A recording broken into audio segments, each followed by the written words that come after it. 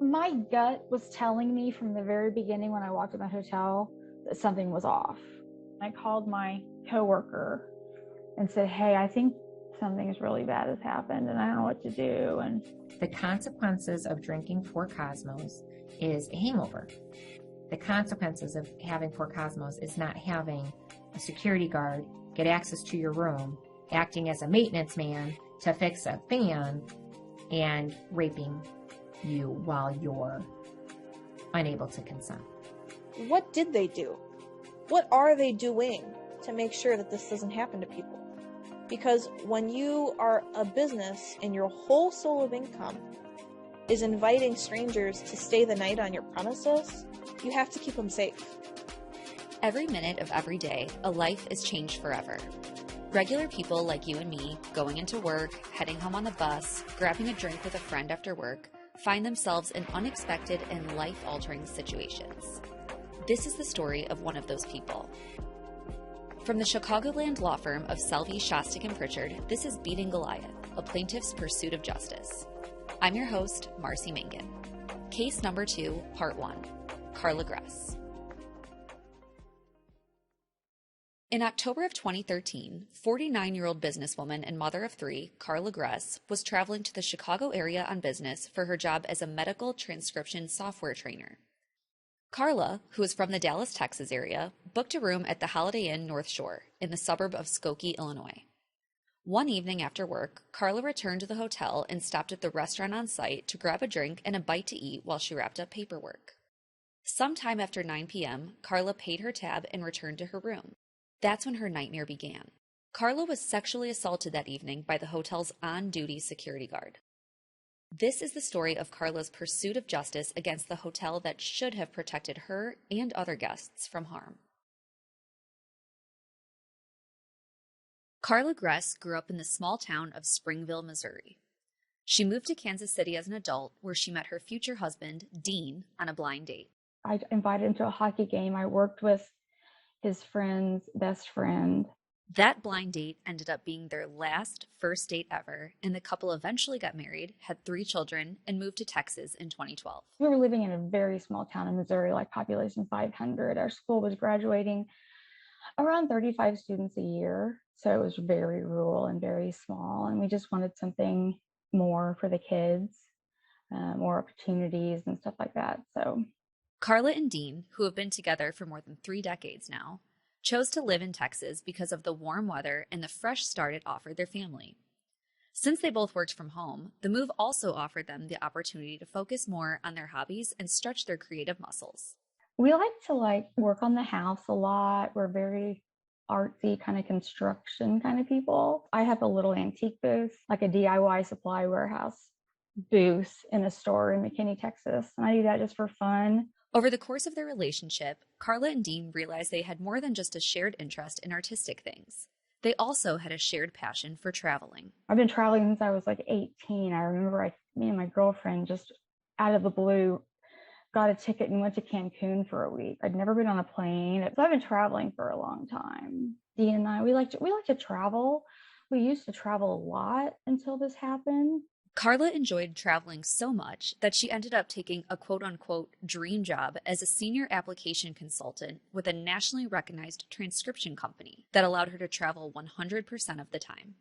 I never dreamed I could get a job doing what I loved, working in the hospital with doctors and administrators and helping them with the workflows and all the stuff that I've learned over the past 30 years. It was like we'd won the lottery. I just couldn't believe that I could travel and do what I loved and, make a good living for my family. For Karla and her family, it seemed like life couldn't get any better. It was just like all these signs are telling us this is what we were supposed to do, and we did the right thing, and, we were going to be okay. But that honeymoon stage didn't last long. Karla started her job in March of 2013, but just a few months later, in October of 2013, Karla embarked on a work trip that would change the course of her life forever. And as fate would have it, it was a trip Karla wasn't even supposed to be on. I did have to fly in early on Sunday just to get settled in, just because of a last minute schedule change on the company's side. I was supposed to be going to Kansas City that week, and the client had changed their mind or pushed the schedule back. So then they said, "Can you be to Chicago by Monday at noon. And I'm like, yeah, sure. So I hopped on a Sunday plane and got in early. When Karla arrived in Chicago, she checked into her hotel, the Holiday Inn Northshore Skokie. Once she checked in, she followed her usual routine of getting settled and working on paperwork before she headed off to an area hospital Monday afternoon. But not long into her trip, Karla noticed a few things off about this particular hotel. My gut was telling me from the very beginning when I walked in my hotel that something was off, or it wasn't like the normal, quote, regular Holiday Inn that I'd stayed in. When Karla asked the person working the front desk how long it would take her to get to the hospital she was supposed to work at the next day, the hotel employee had no idea. I mean, you've got to know where the nearest hospital is, right? But Karla, being the determined, hard-working woman she is, pushed through that uneasiness she felt in her gut and reported to work the next day. Monday and Tuesday went by without a hitch, but Wednesday evening, things took a horrific turn. Karla, who typically liked to take advantage of exploring the city she was working in, had a particularly long and stressful day at work. To decompress a bit, Karla decided to just order a Cosmopolitan and some nachos at the hotel's lobby restaurant, Bar Louie. I remember eating my nachos, and I remember talking to my girlfriend on the phone.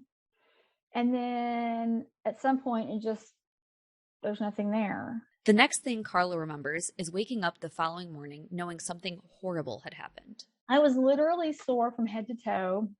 I had bruises on my upper arms. I called my coworker and said, hey, I think something really bad has happened and I don't know what to do. And my name is Tara Devine, and I'm a partner here at Selby, Shostak & Pritchard. Karla eventually hired Chicago-based attorney Tara Devine to represent her in a premises liability lawsuit against the hotel. But before we get there, Tara is going to help us fill in some of the details that are unfortunately fuzzy for Karla. An employee, a security guard of the hotel, rapes her. She flies back ultimately to Texas and reports it. And as a result, after that, there's a criminal investigation done by the Cook County State's Attorney's Office, which results in them not charging the defendant. And she believed, and still to this day strongly believes, that she was drugged. As we mentioned, Karla's memory of that night is a little fuzzy.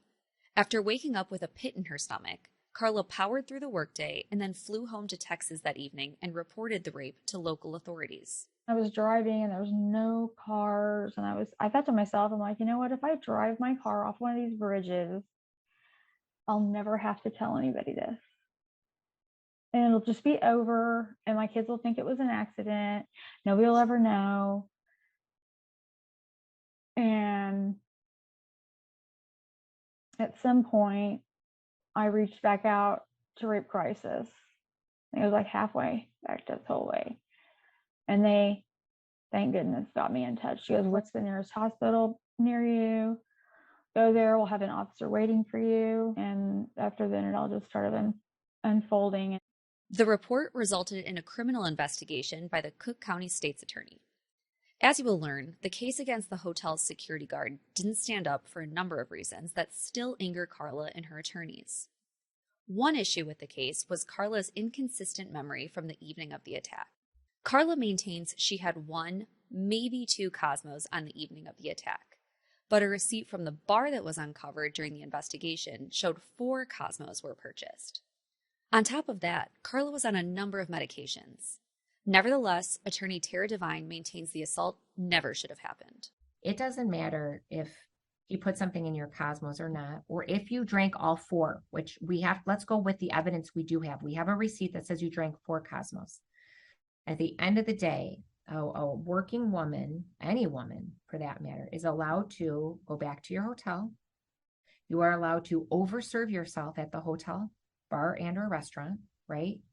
And your intoxicated self has every right to go back to your room and pass out. That notion is one of the main reasons Tara remained committed to Karla's case despite a number of legal hiccups over the course of 8 years. The consequences of drinking 4 Cosmos is a hangover. The consequences of having 4 Cosmos is not having a security guard get access to your room, acting as a maintenance man to fix a fan, and raping you while you're unable to consent. Unfortunately for Karla, too much time had passed between the evening of the attack and when the rape kit was done to determine her blood alcohol level, further complicating Karla's case. All investigators could see in her system was a mixture of over-the-counter medications.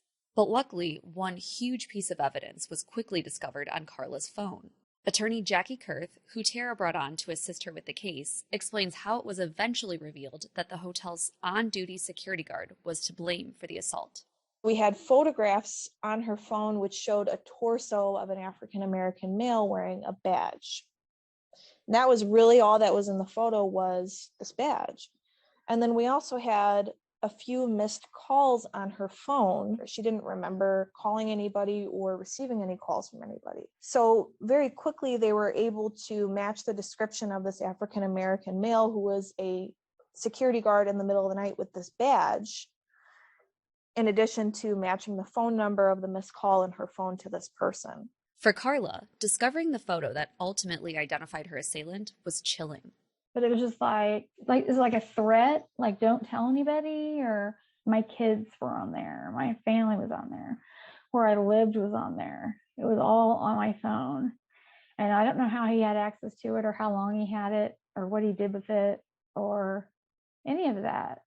So very early on, authorities focused their investigation on hotel security guard Alhagi Singate, whose statements to police left something to be desired. Karla had undergone a rape kit within 24 hours after the sexual assault. And so we knew that semen was present in her vagina. So we had that DNA. They would ask for a statement. He would say no. They eventually went to the hotel and actually were able to locate and interview him at the hotel because he was still working there. They collected his DNA and found that it was a match. But as many criminal assailants do, he had a story of his own to tell. That story was that the encounter between Al and Karla had been consensual. He alleged it was initiated by Karla and it was brief. But Al had many versions of his story, and it was only after police confronted him with the fact that his DNA matched the semen found inside Karla that he admitted to having sex with her. So what police had as evidence was a statement by a woman who didn't have a clear memory of the night and a statement by a hotel employee who claimed the encounter was consensual. Otherwise, all investigators had to work with was a mountain of circumstantial evidence to suggest a sexual assault had happened. Because of this mountain of circumstantial evidence versus direct evidence, the state's attorney and the police made the decision that they likely would not be able to prove that the encounter was, in fact, non-consensual. And so the conclusion of the criminal investigation was that they were not going to charge Alhagi Singate. But anyone who has met Karla agrees that even when faced with adversity, she does not back down and is her own biggest advocate. She recognized that as a guest of a hotel, nobody should ever be at risk the way that she was, let alone by one of their own employees. It doesn't matter if I was drugged or if I had just had that drink and he came to my room and raped me. It wasn't my fault. So Karla took it upon herself to seek all avenues of justice, which led her to contacting the Chicago-based law firm of Selvey, Shostak & Pritchard in 2014, where she was soon connected with attorney Tara Devine. The thing I really liked about Selvey, or that really caught me, was that there's a little pop-up thing that you get on the website. And so I went to their website and they had a little pop-up thing and it said, hey, we're here if you need us. My first conversation with her, she gave me a lot of information, which led me to believe that there was something there. But at the same time, it almost sounded as if it was too lock solid of a case that I questioned then why she would be reaching out to an attorney to represent her. Doing this for close to 20 years, there's almost no perfect case. There are very few cases where you have a perfect, quote, victim or plaintiff.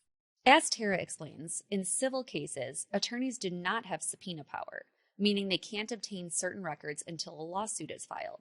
This case was no different, and the hotel would not just hand over Alhagi's employee files. Once Tara had a chance to review the police report, she knew there was something there to explore. His story changed, and it was all within the police report. And so right away, you have to think to yourself, well, why, if you didn't do anything wrong, why are you lying? Just based on what I reviewed in the police report, it suggested to me, one, that the defendant was lying about some or all of what he believed transpired. And two, it became pretty clear to me as well that the hotel had absolutely no interest in trying to help the victim in this case. I'm not going to go as far to say that they weren't compliant and didn't do whatever the police asked of them. What I would say, it was very obvious so that they themselves were deliberately choosing not to do their own investigation into this employee, which I would find shocking. If someone made a claim in any company, that you visit or you frequent, and there's an allegation made by a customer, a client, a patron of a sexual assault by your employee, like, wouldn't that prompt some type of internal investigation, or place them on paid leave until you can figure out what happened, or do your own interviews? And the hotel was so hands off in doing anything on their own that it also sparked my curiosity as to, like, what the heck is their involvement in this? So Tara signed up the case and pursued a premises liability lawsuit against the hotel on Karla's behalf. And while it would be far from a smooth road ahead, Tara knew she had at least a chance at achieving some sort of justice for Karla with a civil case. Our goal is monetary compensation. We cannot impose any type of jail or prison or anything of that nature. Our burden, though, is also different. It's less than what it is in a criminal case. In our civil cases, it's the preponderance of the evidence, or more likely true than not true. It's known as 51%. If our evidence sways you to 51%, to believe what we need to prove, we've won our case. As compared to the criminal, when they're sending people to jail and determining people's lives and what goes on their record, they have a much higher burden. As her attorneys, we wholeheartedly believed and felt that there was evidence to support that Karla was sexually assaulted, was victimized, didn't remember it, and could not consent to it. Even in the face of the fact that the state's attorney declined to press charges because of a lack of evidence of consensual sexual activity, even with that fact, it's important as attorneys and as advocates that when a woman steps up and says that I've been sexually assaulted, that we believe her. Shortly after signing the case, Tara flew Karla to Chicago to hold a press conference at the Selvey, Shostak, and Pritchard office. At the time of the press conference, the decision was already made by the state's attorney that they would not be moving forward with a criminal investigation. But shortly after the news broke about the civil suit and the attack at the Skokie Hotel, the Cook County State's Attorney's Office made a statement that they would have another prosecutor take a look at the case and consider criminal charges. It was a total PR move on their behalf because it was bad PR for them. And we said when we filed our lawsuit that they didn't do anything criminally. But the new state's attorney also determined there was not enough evidence to pursue criminal charges. Despite the holes in El-Hagi's story, Tara has a theory on why the criminal case never stood a chance. And it's really eye-opening, especially for those who travel often. Karla was not a resident of Cook County. And, these state's attorneys for the counties, you're using taxpayers' dollars, information, it can get very political. I don't know all of the behind the scenes stuff that goes into that and what they prosecute and what they don't and what results they want to show. Or I'm not a government attorney and I've never worked in the state's attorney's office, but I always feel like it's been held against her because she wasn't a resident of the state of Illinois, nonetheless, Cook County. It also was interesting to note that this hotel, that was at issue, and this employee is directly across from the police department that investigated it. So we have the Skokie Police Department directly across from the Skokie Holiday Inn that we're investigating. And there's information within the police report that, 100% established that they knew who this employee was and had, encountered him before and had actually worked with him before in other cases that they had at the hotel. Like if someone had reported something lost or stolen, or if there was an altercation, the police would go over to the hotel and they had worked with El-Hagi Sinate before, this defendant. So I think from a criminal perspective, Karla just had a lot of factors working against her. The locale of the investigating police department and the hotel, prior interaction with this actual assailant that she's saying, raped her. And then on top of that, not being a resident of the state of Illinois in a rape case, if you look at the statistics, which, I don't have offhand, but if you look, there's so many cases that are reported that aren't prosecuted in these rape cases with their high burden. they don't want to prosecute a bunch of cases and then fail, because then they've used a lot of the resources and money in cases that they didn't get a conviction on it. Another factor that was sadly working against Karla was her appearance. When you saw the defendant, he was an attractive, young, fit African American. You have to get over the suspicion, like, why would this young, fit, attractive, hot young man need to rape a overweight, middle-aged woman? You'll find out in sexual assault cases, it's not so much about identifying victims, it's identifying opportunities. So once you get over that, your initial inclination of like a victim should be X, Y, or Z, you'll realize that no, individuals who sexually assault or rape others, it's more about for them, the opportunity and what they get from it, from sexually assaulting someone as compared to, oh, this is my type. But those challenges made Tara's job even more important in achieving justice for Karla and all of the Karlas of the world. Even though Tara's burden was lower as a civil attorney, she still had a very tough case to prove, mainly because the investigation seemed to move unusually slow, which could be attributed to the police department's familiarity with the hotel and its employees. I didn't love the way that how they conducted the investigation and the timeliness of it and things of that nature. So I'm critical of that, but I don't think there was an active cover up from the police's perspective. Now, my answer when we get there will be different. When you ask me, do I think there was a cover up by the hotel? My answer to that would be 100% yes. As Tara and her team would eventually learn, El-Haggi had been involved in a number of incidents at the hotel.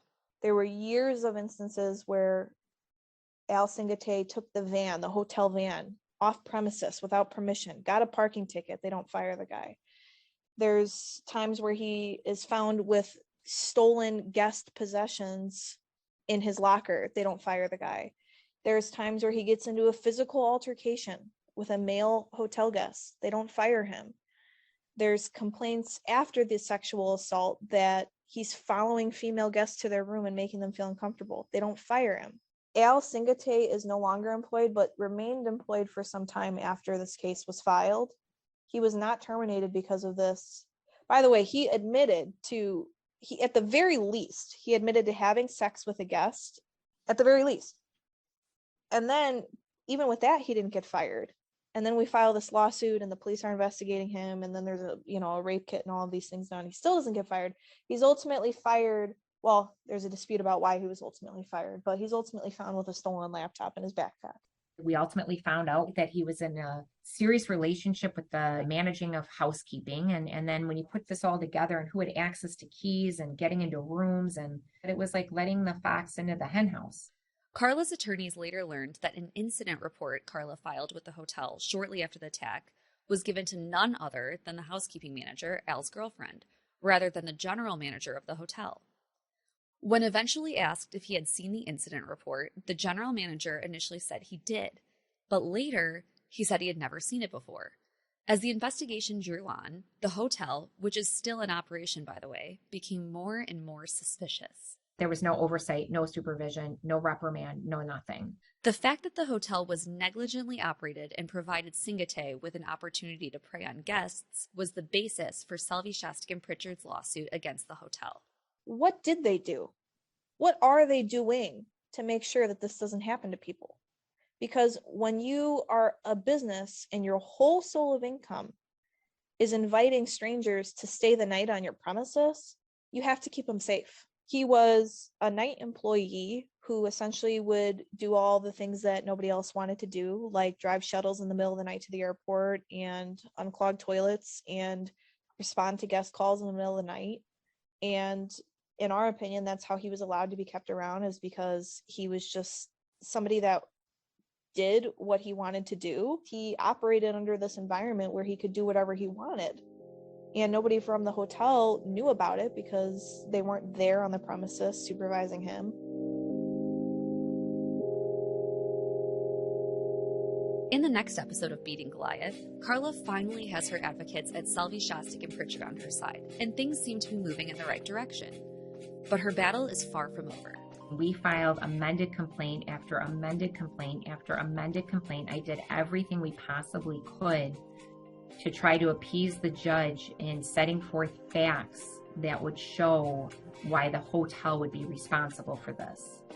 And the defense kept consistently arguing that we had no evidence of any other prior sexual assaults, that they had to have been on notice of prior sexual assaults for them to be held potentially liable. We finally reached 2020 and we're finally ready to go to trial, and then the court shut down due to a national pandemic. Our client was frustrated again, and I can't blame her. By 2020, it had been 7 years since she was sexually assaulted. Thank you for listening. Special thanks to Karla Gress for allowing us to share her story, and the attorneys of Seldy, Shostak, and Pritchard who took the time to talk to us. You can find more episodes of Beating Goliath on Apple Podcasts, Spotify, or wherever you get your podcasts.